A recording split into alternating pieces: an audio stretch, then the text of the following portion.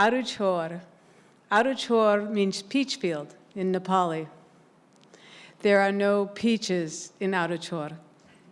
There are no fields in Aruchor. Aruchor is a village in the middle hills of Nepal and is located in a bowl, a big wide bowl. It's very steep and it's filled with rice paddies. To get to Aruchor, you walk about 4 hours along the riverbed and then about 4 hours up the mountain. It's about 6,000 feet. And it's under the view of the high Himalayas. There's no electricity, and the only running water are the couple streams that come out of the mountain springs and dribble down. I taught school in Aruchor. I taught math and science in a village school. It was a good school, and it ran quite reliably, not taking all of the Hindu holidays off. And I was teaching there, teaching math and science in Nepali. It's a British curriculum, and we're trying to make that British curriculum relevant to life in the village.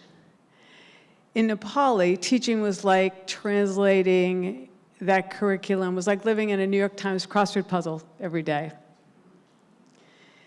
Teaching went really well, and after about a year, I had an opportunity to take a break, and so I went into the capital city.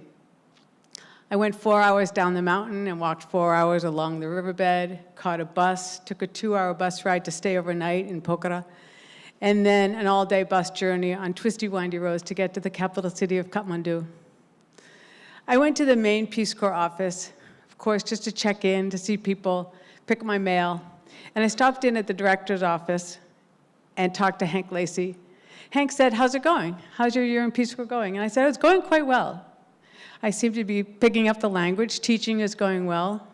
I feel like I have a role in my village. I'm staying pretty healthy. It's going well, but I have enough time that I can actually do a secondary project. Did you have any ideas?" And Hank said, "Well, quite by coincidence, I was just contacted this morning by a family from Connecticut, the family of Phil Sear. Phil Sear was a volunteer in Nepal a couple years before I was there who was tragically killed. And his family, just that morning, had sent a memorial fund to Peace Corps and asked that something be done in his memory in education. Did I have an idea? So I told Hank that I would get back to him. And I took the bus, the all-day bus, and then stayed overnight, and then the 2-hour bus ride, the 4-hour walk along the riverbed, 4 hours up and over the mountain, and met with all the teachers at the school. And I was sitting with the 16 male teachers, and I explained what a memorial fund was. And I said, "Do we have an idea of what we could do?" I wanted to build a water system. But they all wanted to build a school hostel for students who lived more than a 2-hour walk away on this big bowl, so that they could come to school on Monday and stay for the week and then go back and work in the rice paddies on the weekend. So I looked out the window at the steep hillside, and I said, "So where would we build this?" And they said, "Oh, we'll build it right here, right next to the office." And I had that moment that every Peace Corps volunteer knows when you nod your head and you say very agreeably, "Okay, good." And inside you're thinking, "I have no idea how this is going to happen. There must be something I don't know." And sure enough, the next day, every student came to school with a pickaxe or a trowel or a handheld little pickaxe or a shovel. And for the rest of that week, instead of going to class, they all just chiseled away at that hillside until we finally had about a 12 by 7 meter platform upon which the hostel was going to be built. And then for the rest of the school year, I taught to the sound of tekka, tekka, tekka, tekka, tekka, tekka, tekka, tekka, as these two masons, who I affectionately dubbed Fred Flintstone and Barney Rubble, without any other tools, took large, odd-shaped boulders and made them into rectangular blocks, and slowly the hostel grew row after row after row. And the carpenters were called in, and they built the windows, and they put a little rebar in it. And then one day I came to school, and about 70 of the men from the village were headed up into the jungle to find the tallest, straightest, truest tree that they could cut down, and then all carry down together. And that became the beam across the top for the roof of the second story. It took several days for the porters to carry in the tin along the riverbed, no longer a 4-hour walk, and up the mountain, no longer a 4-hour hike, until they finally finished the hostel. I left Peace Corps and came back to the States, and I came back with a lot of memories and felt good that I had left and they had a school hostel. I came back here to Boston.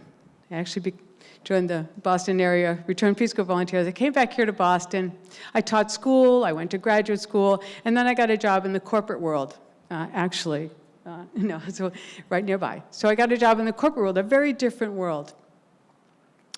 And we were working on a client project in upstate New York, and I was from the Boston office, and I was working with a colleague out of the New York office, and there we were in upstate New York, and we worked on this intense management training consulting project.